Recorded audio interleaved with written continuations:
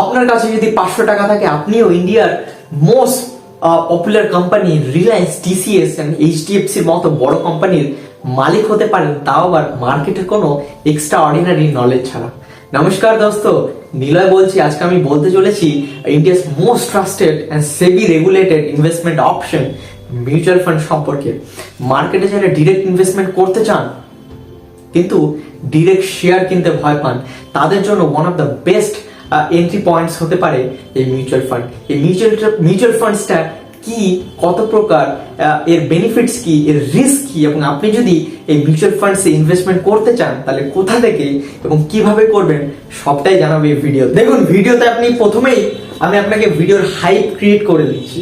আপনি যদি প্রতি মাসে 10,000 টাকা মানে বছরে 1,20,000 টাকা করে ইনভেস্টমেন্ট করেন বছরে, এবং এক্সপেক্টেড রিটার্ন 12% যদি আপনি ধরে চলেন, আর নিফটি 50-তে লাস্ট 15 বছরে 12-12.5% কিন্তু রিটার্ন কনসিস্টেন্টলি দিয়েছে অন অ্যান অ্যাভারেজ। তো আপনি 12% ধরলে এবং টাইম পিরিয়ডস আপনি 30 বছরের যদি ধরে রাখেন, তাহলে আপনার টোটাল ইনভেস্টমেন্ট হবে 48 লাখ টাকা, কিন্তু তার ভ্যালু হবে হচ্ছে 9,79,30,710 টাকা। মানে আপনি 48 লাখ টাকা ইনভেস্টমেন্ট করলেন, কিন্তু সেখানে আপনি 9 কোটি মানে আপনি মোটামুটি আপনি 10 কোটি টাকা আপনি পেলেন। তাহলে এইটা হচ্ছে মিউচুয়াল ফান্ডস এর পাওয়ার। সেখানে আপনি আপনার হচ্ছে ক্যাপিটাল গেইন ট্যাক্স, কিছু ট্যাক্স দিতে হয়, সেটা যদি ট্যাক্স দিয়েও দেন 1 কোটি টাকার মতো, সেখানে আপনার 9 কোটি আপনার হাতে বাঁচবে।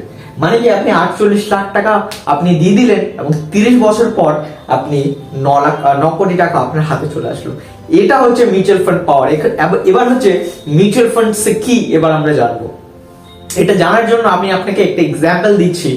আপনি ধরেন কলকাতা থেকে মুম্বাই যাবেন, কিন্তু আপনি ড্রাইভিং আপনি করতে পারেন না। সেক্ষেত্রে আপনি কি করবেন?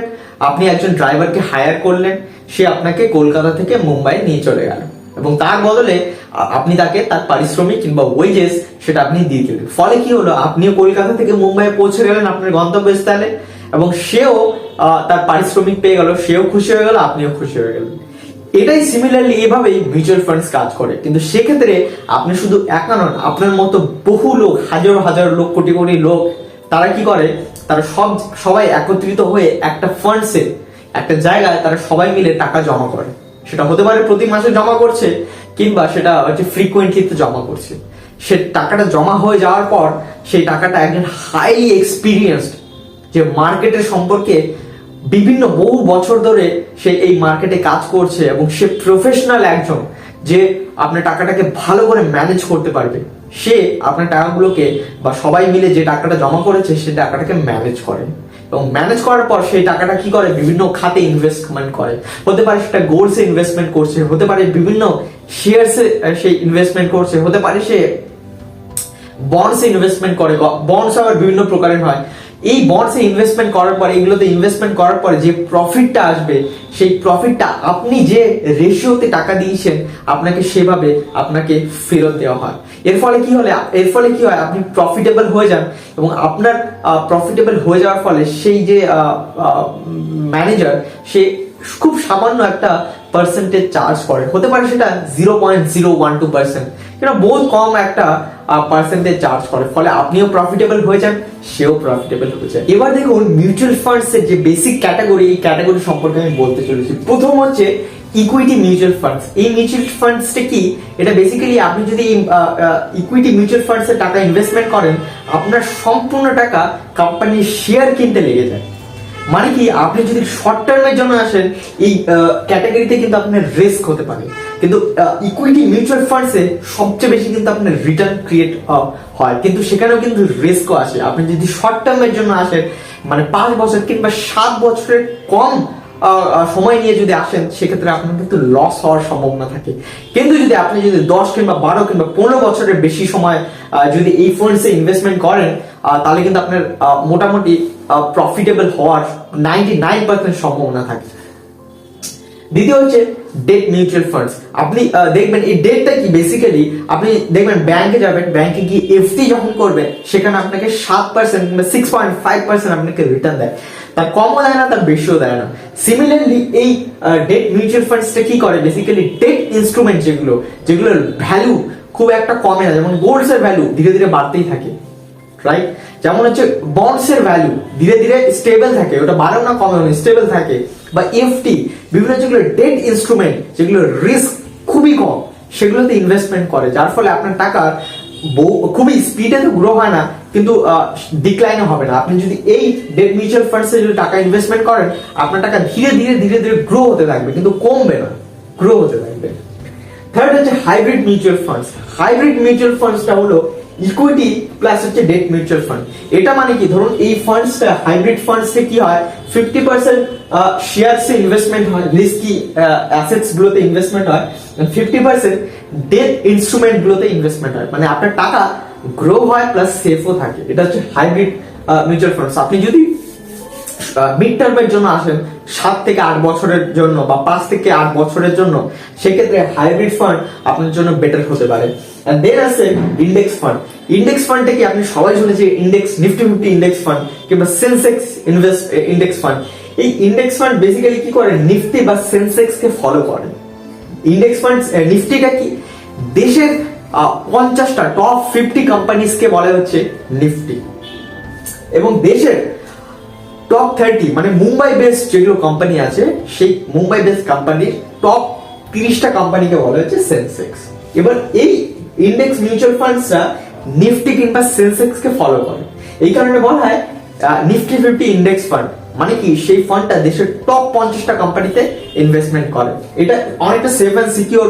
এটাতে আমি যেরকম বললাম যে 12% রিটার্ন পাওয়া যায়, এটা কিন্তু নিফটি 50 ইন্ডেক্স ফান্ডস এর কথা বলছি। কিন্তু আপনি যদি ইকুইটি মিউচুয়াল ফান্ড, সেটা শর্ট টার্ম লং টার্ম বিভিন্ন প্রকারের আছে ইকুইটি মিউচুয়াল ফান্ডস, আপনি যদি স্মল ক্যাপ কিংবা মিড ক্যাপে আসেন, সেখানে 15 থেকে 18% মানে 22% রিটার্ন পাওয়া যায় কনসিস্টেন্টলি। তো সেক্ষেত্রে রিস্ক আপনাকে বেশি নিতে হবে। এবার আছে, আপনি যদি মিউচুয়াল ফান্ডসে ইনভেস্টমেন্ট করতে চান, সেখানে দুভাবে ইনভেস্টমেন্ট করতে পারবেন। একটা হচ্ছে এসআইপি এর মাধ্যমে, একটা লাম্প সামস এর মাধ্যমে। এসআইপিটা কি, বেসিক্যালি আপনার কাছে একবারে টাকা নেই, আপনার মাসে স্যালারি আসে কিংবা আপনি প্রতি মাসে মাসে কিছু ইনকাম করেন, সেক্ষেত্রে আপনি বলছেন আমি মাসে 2-5 হাজার 10 হাজার বা কিংবা 500 টাকা করে আমি প্রতি মাসে ইনভেস্টমেন্ট করবো, সেক্ষেত্রে সেটাকে বলা হয় এসআইপি। মানে আপনি প্রতি মাসে ইনভেস্টমেন্ট করছেন অল্প অল্প করে। লামসামটা কি, আপনার কাছে ধরুন 10 লাখ টাকা আজকে আছে, আপনি 10 লাখ টাকায় কোন একটা ফান্ডসে আপনি একবার ইনভেস্টমেন্ট করে দিলেন, মানে যেটাকে বলে বেশি টাকা একবার ইনভেস্টমেন্ট করাকে বলে হচ্ছে লামসাম। আর অল্প টাকা আপনি প্রতি মাসে ইনভেস্টমেন্ট করছেন অল্প অল্প করে, সেটাকে বলে এসআইপি। এবার দেখবো এই মিউচুয়াল ফান্ডস কেন আপনার জন্য ভালো। মিউচুয়াল ফান্ডস এর কি কি ভালো দিক আছে। প্রথম হচ্ছে, আপনি লো এন্ড মিনিমাম ইনভেস্টমেন্টে ওটা চালু করতে পারেন। আপনার কাছে যদি মিনিমাম 100 টাকা কিংবা 500 টাকা থাকে, তবুও আপনি কিন্তু এই ইনভেস্টমেন্ট চালু করতে পারেন। কিন্তু আপনি যদি কোনো পিএমএস এ ইনভেস্টমেন্ট করতে চান, মিনিমাম আপনার কাছে 50 লাখ টাকা লাগে। তাহলে 50 লাখ টাকা ছাড়া তো পিএমএস ইনভেস্টমেন্ট করতেই পারবেন না, হায়ারই করতে পারবেন না। কিন্তু এখানে 500 টাকা কিংবা 1000 টাকা কিংবা 100 টাকা দিয়েও কিন্তু চালু করা যায়। নাম্বার 2, এখানে আপনার টাকা, যে আপনি যে টাকাটা ইনভেস্টমেন্ট করছেন, সেটা কিন্তু হাইলি প্রফেশনাল লোক ম্যানেজ করে, যারা বহু বছরের এক্সপিরিয়েন্স রাখে। সে টাকাটাকে যখন আপনাকে ম্যানেজ করে, তখন কিন্তু সেই টাকাটা সেফ এন্ড সিকিউর 99% কিন্তু থাকে। থার্ড হচ্ছে পোর্টফোলিও ডাইভার্সিফিকেশন। আপনি যখন টাকাটা ইনভেস্টমেন্ট করেন, সেটা কিন্তু একটা জায়গায় ইনভেস্টমেন্ট করে না, সেটা বিভিন্ন জায়গায় ইনভেস্টমেন্ট করে। ফলে কি, আপনার টাকাটা সেফ এন্ড সিকিউর থাকার সম্ভাবনা অনেকাংশে বেড়ে যায়। যেমন ওয়ারেন বাফেট বলে, don't put your eggs in one basket. মানে কি, এর মানে কি, আপনি সেই বাস্কেটটা যদি পড়ে যায়, তাহলে সব ডিম একসাথে ভেঙে যাবে। এই কারণে আপনি যদি বিভিন্ন জায়গায় ইনভেস্টমেন্ট করে রাখেন, হতে পারে সেই একটা জায়গায় আপনি একটু কম রিটার্ন পেয়ে গেলেন, কিন্তু বাদ বাকি জায়গাগুলো থেকে আপনি বেশি রিটার্ন পেয়ে যাবেন। সো একটা ব্যালেন্স হয়ে যায় জিনিসটা। সো এটাই মিউচুয়াল ফান্ডস কিন্তু এই থিওরিতেই কিন্তু কাজ করে। আর যত মিউচুয়াল ফান্ডস আছে, যত শেয়ার বাজারের যা আছে, সবাই কিন্তু ওয়ারেন বাফেটকেই ফলো করে। নাম্বার 4 হচ্ছে হাই লিকুইডিটি। আপনি যদি পোস্ট অফিসের কোন স্কিমে আপনি যদি ইনভেস্টমেন্ট করেন, কিংবা ব্যাংকে যদি এফডি তে ইনভেস্টমেন্ট করেন, সেখানে কিন্তু লক ইন পিরিয়ড থাকে। আপনি যদি পোস্ট অফিসে ইনভেস্টমেন্ট করেন, সেখানে তো এরকম কোন স্কিম আছে ম্যাচুরিটি না হলে উঠবেই না। আপনি যদি এফডি তে ইনভেস্টমেন্ট করেন, সেক্ষেত্রে কি হয়, আপনি যদি প্রিম্যাচুর উইথড্র করেন, সেখানে আপনার পেনাল্টি লাগে, আপনার রিটার্ন অনেকাংশে কমে যায়। কিন্তু এখানে কি হয়, আপনি যদি ইনভেস্টমেন্ট করেন, আপনি যখন তখন উইথড্র করতে পারেন, সেখানে কিন্তু কোনো চার্জেস লাগে না। সেখানে লিকুইডিটি কোনো ইস্যু নেই। এন্ড ফিফথ নাম্বার হচ্ছে security and exchange board of India, মানে সেবি এই মার্কেটটাকে রেগুলেট করে। মানে আপনার টাকা 110% সিকিউর থাকে, শুধুমাত্র রিস্ক প্রোফাইলটা আপনাকে জেনে নিতে হবে। তাহলে এই মার্কেটের বিভিন্ন সুবিধা আছে। 6 নম্বর হচ্ছে best tool for long term investment. আপনি যদি জীবনে একটা লম্বা একটা ওয়েলথ ক্রিয়েট করতে চান, একটা মোটা ওয়েলথ ক্রিয়েট করতে চান, সো মিউচুয়াল ফান্ড কিন্তু আপনাকে সেই সুযোগটা দিতে পারে। কিন্তু এই সুযোগ রাতারাতি হবে না, একটা দীর্ঘ সময়, সেটা হতে পারে 20-25 বছর, মিনিমাম 20 বছর যদি আপনি মার্কেটে টিকে থাকেন এবং লম্বা সময় ডিসিপ্লিনের সাথে যদি ইনভেস্টমেন্ট করেন, তাহলে আপনার টাকা কিন্তু অনেকাংশে অনেক অনেক অনেক বেড়ে গিয়ে আপনার হাতে পৌঁছাবে। সো এটা ভালো দিক। এবার দেখবো মিউচুয়াল ফান্ডসে আপনার কি কি রিস্ক আছে। দেখুন, মিউচুয়াল ফান্ডসে অবশ্যই রিস্ক আছে, কোনো জিনিস সম্পূর্ণ ভালো হয় না, আবার কোনো জিনিস সম্পূর্ণ খারাপও হয় না।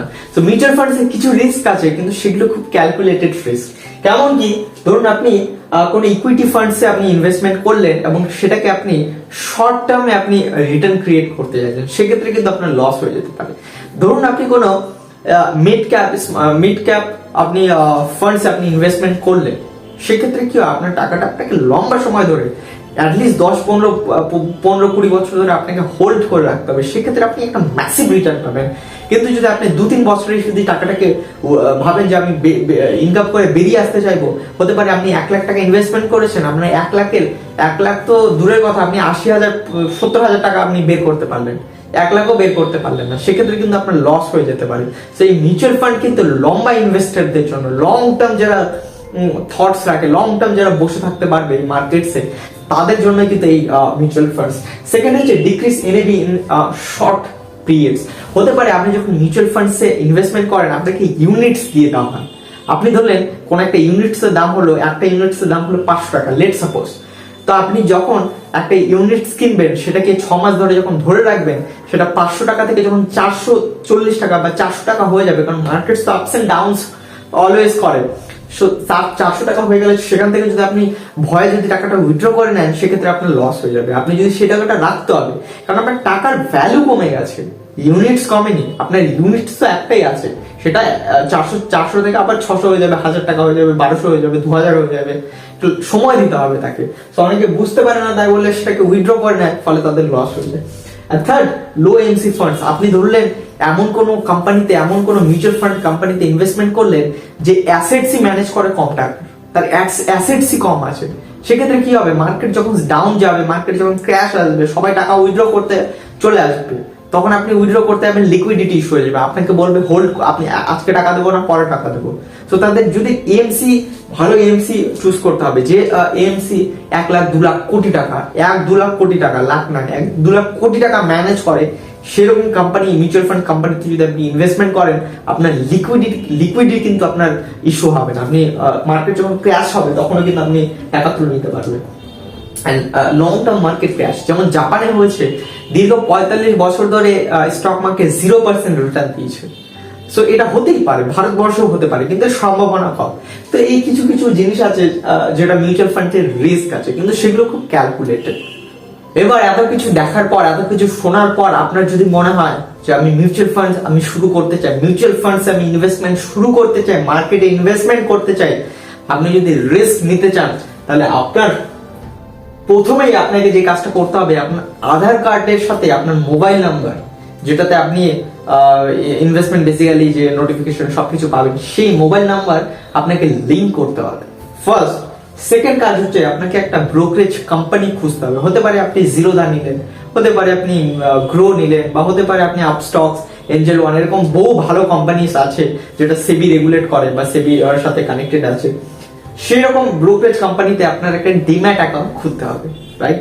এবার থার্ড আসছে রিস্ক ক্যাটাগরি অনুযায়ী। আপনার মধ্যে যদি বেশি রিস্ক নিতে পারেন, তাহলে আপনি স্মল ক্যাপে যান, মিড ক্যাপে যান। আপনি যদি মনে করেন যে না আমি বেশি রিস্ক নেব না, আমি কম রিস্কে কাজ করব, সেক্ষেত্রে আপনি নিফটি 50, যারা নতুন ইনভেস্টার তাদের জন্য বেস্ট ইনভেস্টমেন্ট, এটা দিয়ে আপনি শুরু করতে পারেন। আপনি জানি আপনি Nifty 50 investment, Nifty 50 index funds দিয়ে আপনি শুরু করতে পারেন আপনার ইনভেস্টমেন্ট।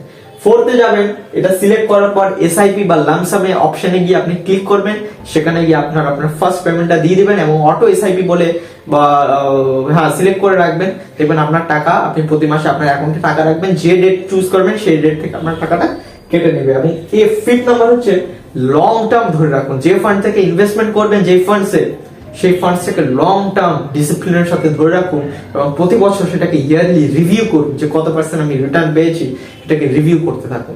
এইভাবে যদি আপনি ফলো করেন এই প্রসেসগুলো, আপনিও একজন ভালো কিন্তু ইনভেস্টরের মধ্যে আপনি কিন্তু আপনার নিজের নাম লিখাতে পারেন।